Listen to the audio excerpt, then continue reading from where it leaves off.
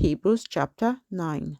And indeed, even the first covenant had ordinances of divine service and the earthly sanctuary. For a tabernacle was prepared, the first part in which was the lampstand, the table, and the showbread, which is called the sanctuary, and behind the second veil, the part of the tabernacle which is called the holiest of all, which had the golden censer and the ark of the covenant overlaid on all sides with gold, in which were the golden pot that had the manna, Aaron's rod that budded, and the tablets of the covenant, and above it were the cherubim of glory, overshadowing the mercy seat. Of these things we cannot now speak in detail. Now when these things had been thus prepared, the priest always went into the first part of the tabernacle performing the services, but into the second part the high priest went alone once a year, not without blood, which he offered for himself and for the people's sins committed in ignorance, the Holy Spirit indicating this, that the way into the holiest of all was not yet made manifest while the first tabernacle was still standing. It was symbolic for the present time in which both gifts and sacrifices were offered, which cannot make him who performed the service perfect in regard to the conscience, concerned only with foods and drinks, various washings, and fleshly ordinances imposed until the time of Reformation.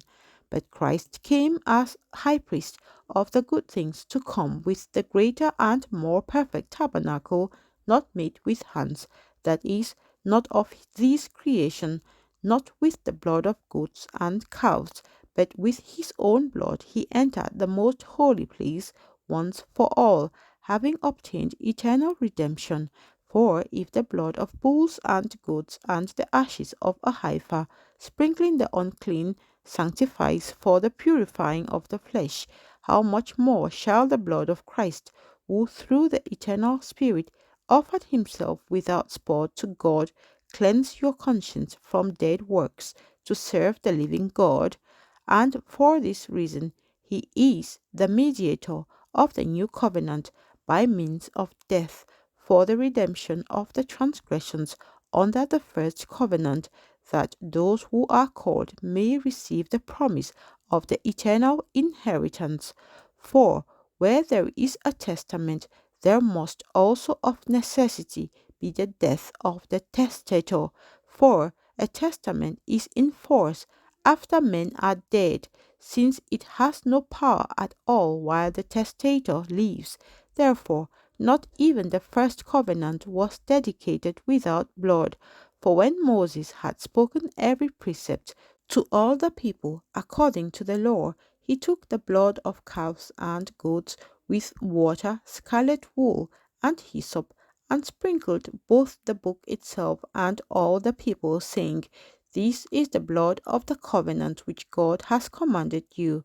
Then likewise he sprinkled with blood both the tabernacle and all the vessels of the ministry. And according to the law, almost all things are purified with blood, and without shedding of blood there is no remission. Therefore, it was necessary that the copies of the things in the heavens should be purified with these, but the heavenly things themselves with better sacrifices than these.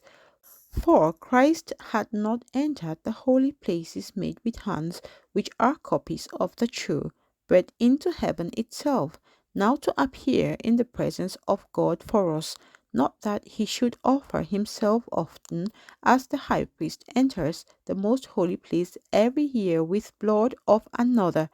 He then would have had to suffer often since the foundation of the world, but now once at the end of the ages he has appeared to put away sin by the sacrifice of himself. And as it is appointed for men to die once, but after this the judgment, so Christ was offered once to bear the sins of many. To those who eagerly wait for him, he will appear a second time apart from sin for salvation.